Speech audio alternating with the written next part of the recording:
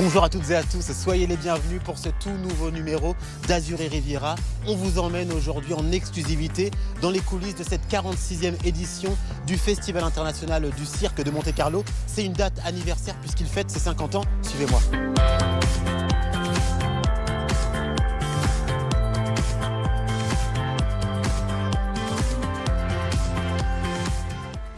Et on part maintenant à la rencontre d'Alexis Grus. La famille Grus, c'est 170 ans d'une dynastie exceptionnelle.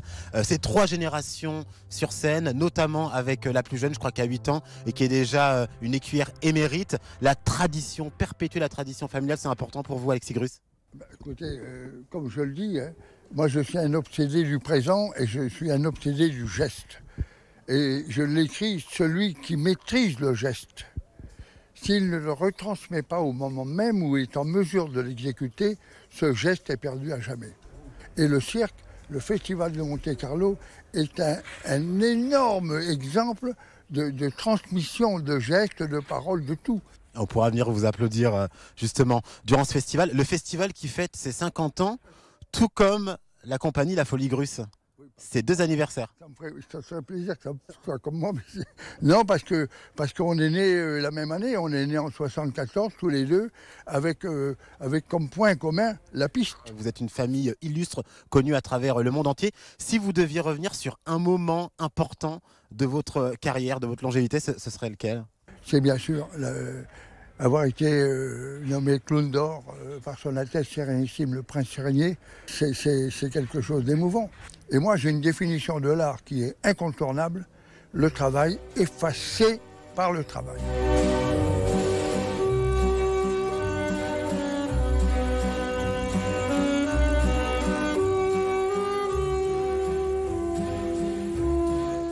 Alors je suis avec Sébastien qui gère la direction artistique du cirque, notamment pour cette 46e édition. En quoi consiste votre rôle exactement ici? Nous, notre fonction ici à Monaco, c'est de chercher les meilleurs numéros dans le monde entier, dans les grands shows, dans les cirques.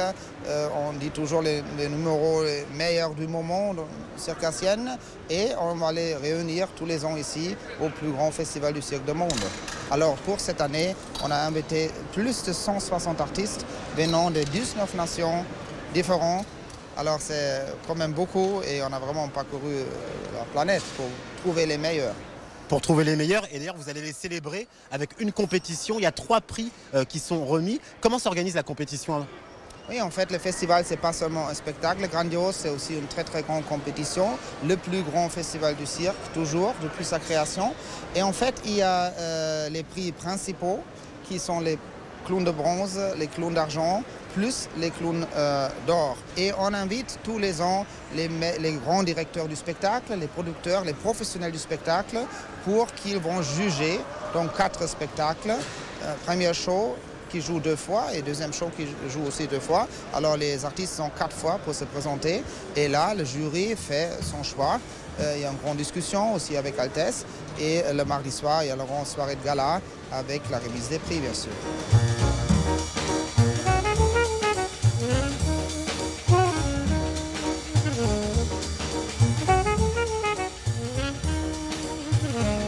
Et tout de suite, on va partir à la rencontre d'Enzo Pebre. Il est originaire du Vaucluse et il concourt pour cette 46e édition du Festival du cirque de Monte-Carlo. Il s'entraîne juste derrière. Suivez-moi.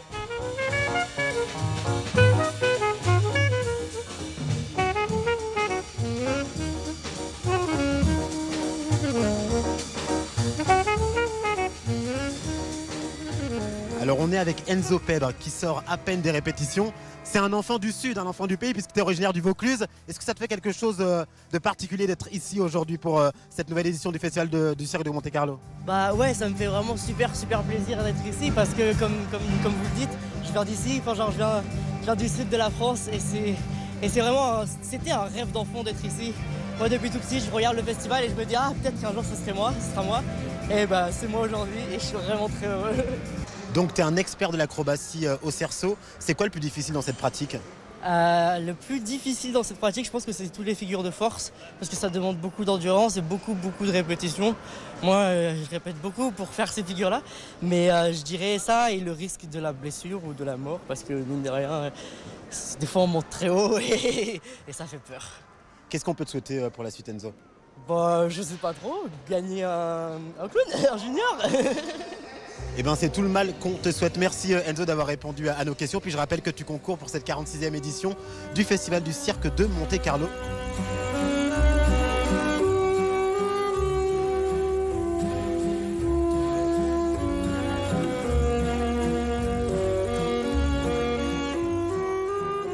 Alors nous sommes maintenant en compagnie de l'un des fondateurs de ce festival du Cirque international de Monte-Carlo, puisqu'il a été créé en 1974 avec le prince Régnier III.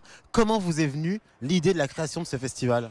J'étais le médecin de la famille Bouglione et en particulier ami de M. Joseph Bouglione, le patriarche. Alors, je dis à M. Joseph Bouglione, vous vous rendez compte, le prince Régnier veut faire quelque chose pour le cirque, il n'arrive pas. Docteur, pour vous je viens et pour le prince je viens. On était sauvés. On avait trouvé le cirque pour faire pas encore le festival, pour faire cette manifestation.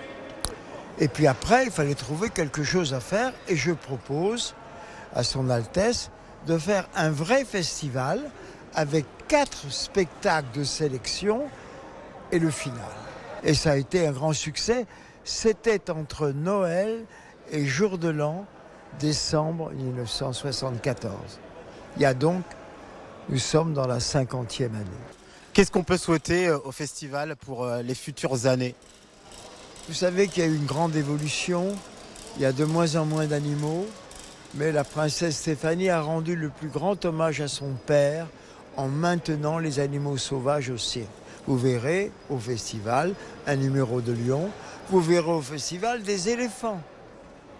Pourquoi? Parce que le cirque est né en 1867 à Londres, déjà avec les animaux. Il y avait les chevaux. Sans cheval, on ne peut pas dire que c'est un vrai cirque. Il y avait des chiens, il y avait les singes. Voilà comment est né le cirque. Et c'est tout à fait normal que le cirque continue avec les animaux. Mais je dis qu'un cirque sans animal n'est pas un vrai cirque. C'est vrai qu'il y a une loi qui va rentrer en vigueur en 2028 et qui interdit donc les animaux sauvages. Il faudra faire avec ou pas, mais en tout cas, c'est une réalité. On en reparlera car la loi n'a jamais été en place. Et voilà, on arrive au terme de cette journée dans les coulisses de cette nouvelle édition du Festival de Cirque International de Monte-Carlo. J'espère que ça vous a plu. On se retrouve très prochainement pour un nouvel épisode d'Azur et Riviera. D'ici là, prenez soin de vous. Ciao.